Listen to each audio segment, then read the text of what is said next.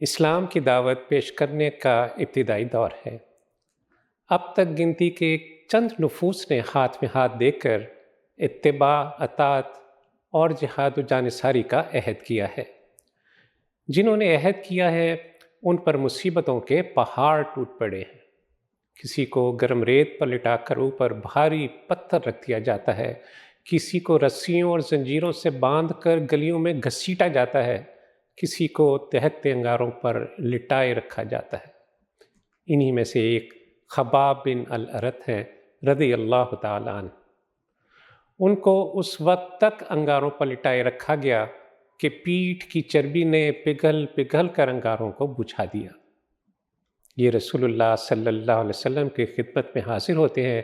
نبی اکرم صلی اللہ علیہ وسلم کعبے کے سائے میں دیوار سے ٹیک لگائے بیٹھے ہیں۔ یہ اپنی حالت اور مصائب کا گلہ کرتے ہیں اور کہتے ہیں، کیا آپ ہمارے لیے نصرت طلب نہیں کریں گے؟ کیا آپ ہمارے لیے دعا نہیں کریں گے؟ یہ بات سن کر آپ صلی اللہ علیہ وسلم کا چہرہ تمتما اٹھتا ہے۔ آپ صلی اللہ علیہ وسلم فرماتے ہیں، تم سے پہلے جو لوگ تھے اور جن کے سپرد یہ کام کیا گیا تھا وہ اس طرح کے تھے کہ ان کو پکڑا جاتا تھا، ان کے لیے گڑھا کھودا جاتا تھا اور گڑھے میں ان کو آرے سے چیر کر 2 ٹکڑے کر دیا جاتا تھا۔ تیل کے کھولتے کڑاہوں میں زندہ ڈال دیا جاتا تھا۔ لوہے کی کنگھیوں سے ان کا گوشت ہڈیوں سے نوچ کر علیحدہ کر لیا جاتا تھا، پھر بھی وہ اپنے دین سے نہ پھرتے تھے۔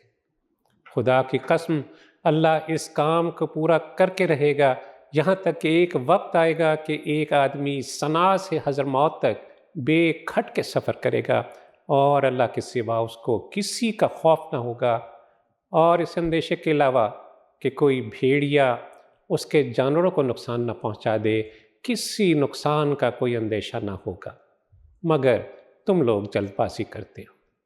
رفقائے گرامی، اس دنیا میں اپنی دعوت کی منزل سر کی آنکھوں سے دیکھیے۔ ایک صرف خدائے واحد کی بندگی اور دوسرے اس کے نتیجے میں ایسا معاشرہ جہاں انسان کسی دوسرے انسان پر ظلم نہ کر سکے، طاقتور کمزور ہو جائے اگر وہ کسی کا حق مارے یا کسی پر ظلم کرے، اور کمزور طاقتور ہو جائے اگر اس کا حق مارا جا رہا ہو اور اس پر ظلم کیا جا رہا ہو۔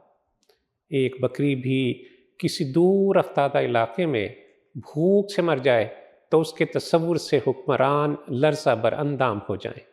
سوچئے، کیا آپ کی دعوت اور پیغام ان منازل کی نشاندہی کر رہے ہیں؟ وما علینا الا البلاغ۔ صلو علی